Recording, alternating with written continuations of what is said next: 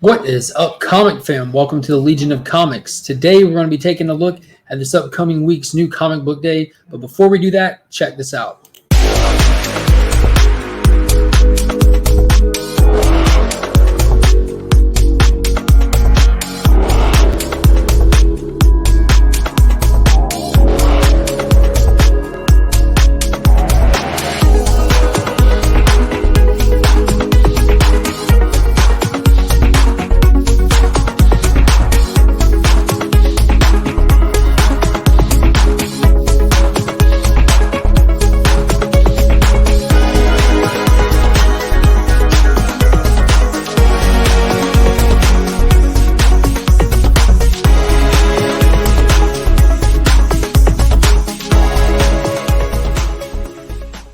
So real quick, before we go any farther, let's go ahead and thank the channel sponsor, Big Time Collectibles. Big shout out.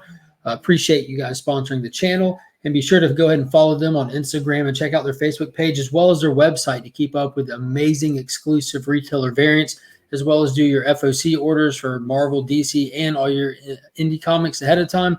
They've got some amazing books, so do not miss out on that. So as you can see, I do have a channel sponsor now in case you missed the video from earlier in this week, as well as the channel membership is now live. So if you're interested, there's now a join button next to the bell notifications where you can join the channel for a monthly cost as little as $1.99, and you get loyalty badges next to your name, as well as custom emojis to use during the commenting and the live chats, as well as a bunch of other perks that's listed down there. I'll let you check it out if you're interested. But like I said, it's new comic book day, so let's go ahead and get right into it. It is a good week. It's not nearly as big as the past 2 weeks have been for me, but there's still some decent stuff. So Fear State is still going strong. We have Batman issue number 114 is dropping. So the Scarecrow's full plan has now been exposed, and we have Peacekeeper number 1 going up against Peacekeeper number X, and it's just all-out chaos in the city. So we're kind of in the thick of it now. Hopefully we can just keep on trudging through it and just get to that Joshua Williamson run that I'm really excited about. I know I keep saying it, but this isn't bad. This really is not bad at this point. Like it's got me interested. It is what it is. It's the tail end of Tynan's run. It's going to come big and go hard, and then I'm guessing it's going to kind of just have a dull ending to it because I don't know. I don't expect too much, especially when they're changing writers. So this is something that is big though.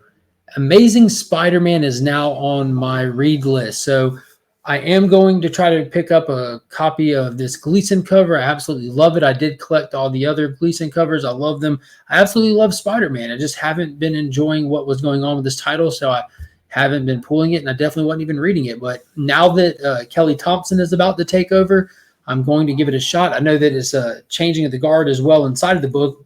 Peter Parker is getting shelved for who knows what specific reason why, if it has to do with the Ditko estate and Disney, or if it's just where they were going anyways. But Ben Reilly is taking over the mantle, not coming back as Scarlet Spider, but as Spider-Man, like the full-fledged Spider-Man, Ben Reilly. So that's really interesting. You know, growing up in around comics in the 90s, the whole Clone Saga thing was huge and everything. So Ben Reilly is a super cool character. I hope that they do him justice, and I hope this is going to be an enjoyable read because I would love to be able to be excited for Spider-Man books once a month. But in this case, you're going to have to be excited for them 3 times a month because they are switching this title to 3 books a month being released. So that's going to be a huge undertaking to commit to.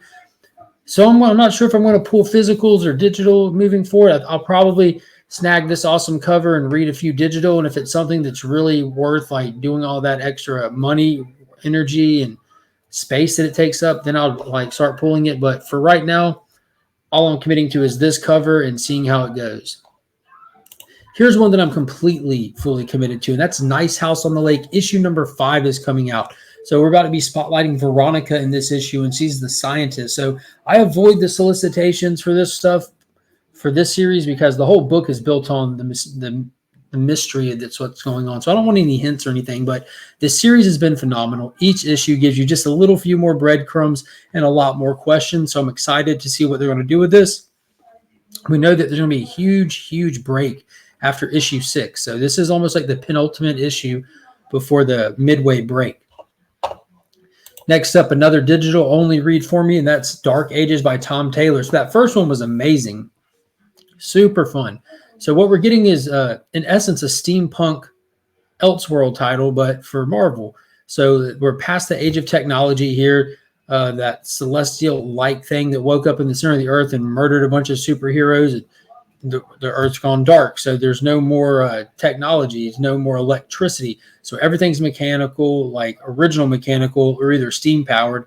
At the tail end of that first one, we looked like what we saw, like a steam powered Iron Man costume, which was super cool. So as you can see from the cover as well in the final page of that first issue, Apocalypse is there. It looked like he had some acolytes with him, so I'm very excited to see where this is going to go.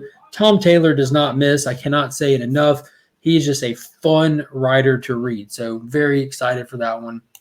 Also excited for Rom V Swamp Thing issue number 8 right here. So Suicide Squad had him on the ropes in that last issue. Looks like he's on the ropes on this cover as well. So we're going to see how he's going to squeak out of this and where he's going to go from there. Levi has been a very interesting avatar to get to know.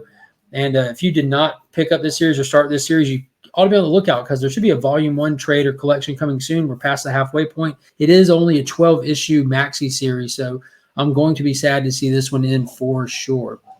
Another one that I'm enjoying a lot is Suicide Squad itself, and issue number 8 of that drops this week. So we have a team led by Ambush Bug, the fourth wall-breaking original comic book comedian character there.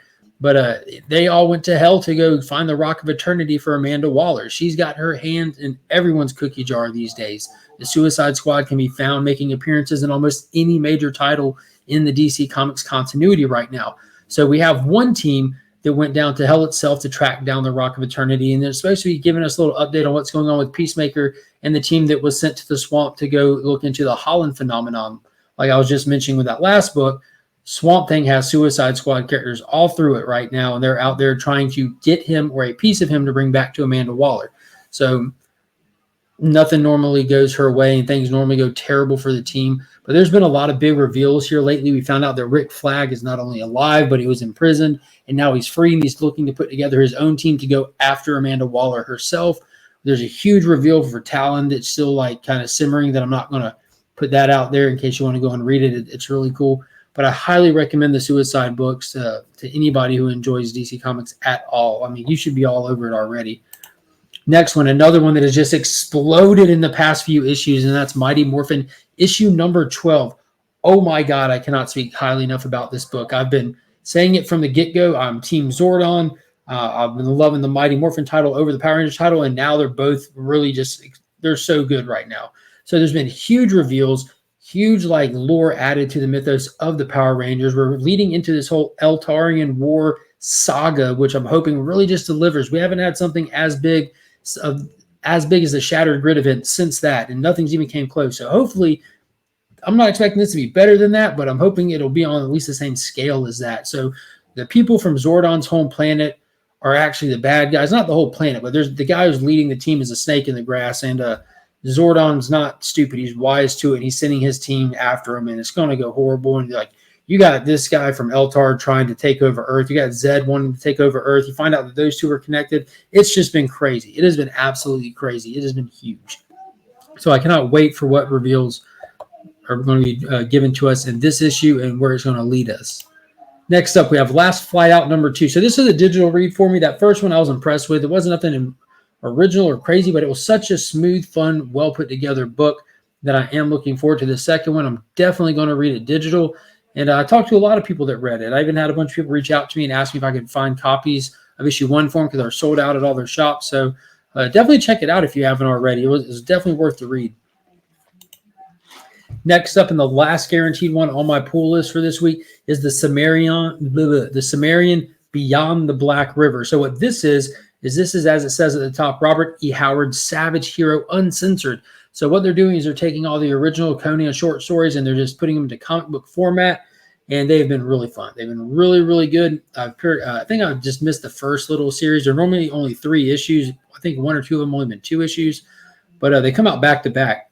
So this is the new series starting. I don't know if it'll be 2 issues or 3, but it's just, I don't know anyone else reading it but me, but I enjoy it, and it's for me. So that's it. That's on my guaranteed pull list, but there are a few others that I do want to point out that's coming out this week.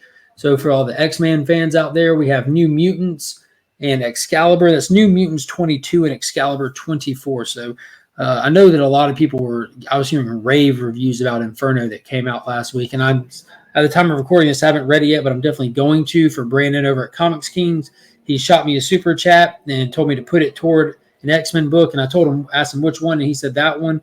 So luckily it's getting good reviews because I am going to buy it, and I am going to read it for that reason. But yeah, for the Star Wars fans out there, you have War of the Bounty Hunters, issue number 5. I think that's the main series from the huge tie-in event that they've been doing. And then you have Star Wars High Republic Adventures from IDW, issue number 9. For the indie heads out there, you have The Me You Love in the Dark, issue number 3. And then there's a brand new image number 1 called A Righteous Thirst for Vengeance. So I have no clue what that's about, but whenever there's an image number 1, I try to make sure to give people the heads up. And then from DC Comics, another number 1 that kind of caught my attention. I'm not sure if I'm going to try to commit to it or read it digital and see what's what with it, but it's called Arkham City, the Order of the World. So this is leaning into the whole A-Day attack again when Scarecrow destroyed Arkham Asylum and killed everyone. These are like the inmates that slipped out. And I mean, the way that it was solicited, because I did read the solicitation, made it sound epic. It made it sound awesome. It made it sound brooding. But that's what it really is in a nutshell. It's just going to be highlighting some off-brand inmates from Arkham Asylum surviving post-A-Day. So I know Danny's doing the art on it, and I think Sean Waters or something like that is writing it. So I might flip through it digitally and see what, like I said, see what's what with it and see if it looks interesting enough to read the whole thing and give it a go.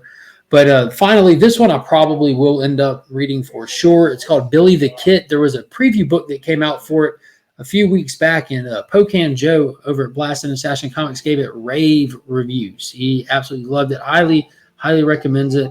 And yeah, I'm probably going to read that one for sure, so I can finally let him know what I thought about it and have someone to talk to with it. But there are a lot more indie titles and small press books coming out. There's a lot of those coming out. So double check your shelves at your shops and everything, because that's all that I have to highlight for this video.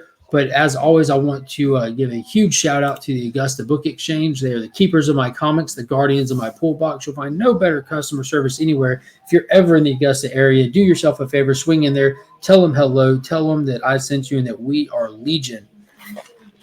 So if you're interested to know what my top pick for this week is going to be, head over to the Comic Vets channel, hit that subscribe button and ring the notification bell, because every Sunday he posts a video where he and I both give our top picks for the upcoming week and let you know why you should consider picking them up.